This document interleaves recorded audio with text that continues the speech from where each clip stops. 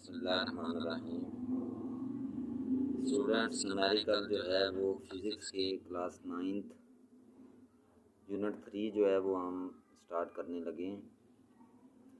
इसमें जो स्टेटमेंट है वो इंग्लिश मीडियम उर्दू मीडियम उन बच्चों की जो है वो सेम ही होती है। डाटा जो होता है सिर्फ आप जो है वो क्वेश्चन देख लिया करें उर्दू मीडियम वाले बच्चे, बाकी जो है वो हल करने का तरीक़ाकार सेम ही है।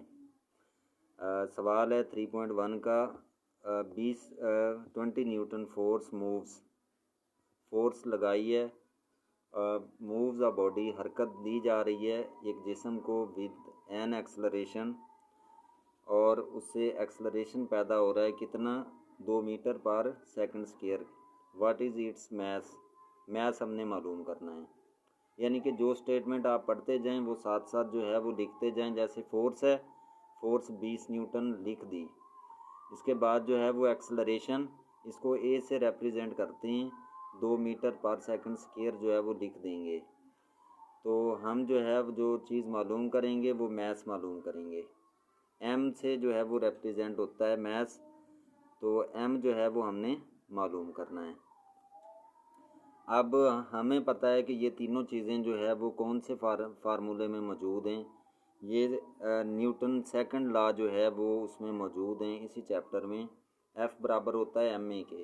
जो चीज़ मालूम की जाती है एम वो अपनी जगह पे ही रहती है, और ए इधर मल्टीप्लाई हो रहा है, ज़रब हो रहा है, तो इधर आके डिवाइड हो जाएगा, इक्वल की दूसरी साइड पे जाकर डिवाइड हो जाएगा।